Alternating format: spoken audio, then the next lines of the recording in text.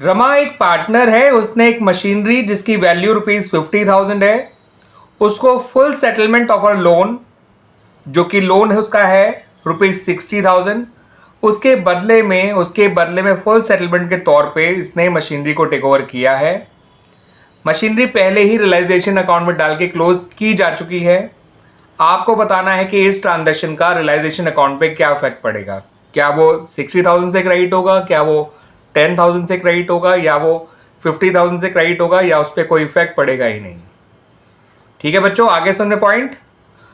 रमा का लोन है 60,000, मशीनरी है 50,000। उसने फुल सेटलमेंट के तौर पे मशीनरी को टेक ओवर किया है अगेंस्ट हर लोन। ठीक है बच्चों।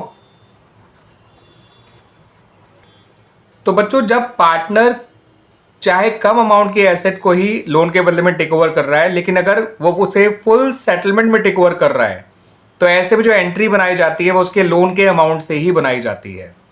पार्टनर का लोन का अमाउंट है 60,000।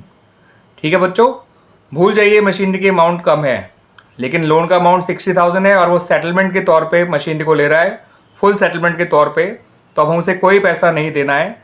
तो जो एंट्री बनेगी वो पूरे पार्टनर के लोन के अमाउंट से बनेगी, और एंट्री ये बनेगी बच्चों, रमाज loan account debit to realisation account. तो आप देख सकते हैं आपका रियलाइजेशन अकाउंट क्रेडिट हो रहा है, और किस अमाउंट से क्रेडिट हो रहा है?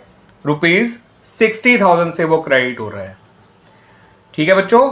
तो पार्टनर का लोन 60,000 का था, माना मशीनरी 50,000 की थी, लेकिन उसने फुल सेटलमेंट में लिया है। तो ऐसे में लोन के अमाउंट से ही एंट्री बनाई जाती है, और एंट्री होती है पार्टनर का लोन डेबिट किया जाता है, रियलाइजेशन अकाउंट को क्रेडिट किया जाता है। ठीक है बच्चों, आई सुनने बात। अगर वो 40,000 की मशीनरी को भी ले रहा होता in full settlement of a loan, तो भी हम एंट्री 60,000 से ही बनाते। अगर वो 70,000 की मशीनरी को भी इन सेटलमेंट ऑफ अ लोन ले रही होती और लोन 60,000 होता, तो भी हम एंट्री 60,000 से ही बनाते।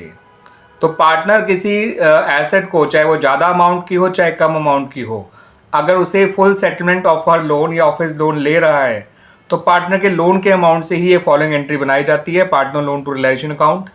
अमाउंट लोन का ही रहेगा अगर फुल सेटलमेंट वर्ड है तो।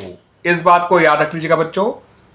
क्लियर बच्चों? और उम्मीद करता हूं कि आपको मेरा ये एक्सप्लेनेशन समझ में आ गया होगा, और जो ऑप्शन दे रखा था उनमें option number A is the right answer.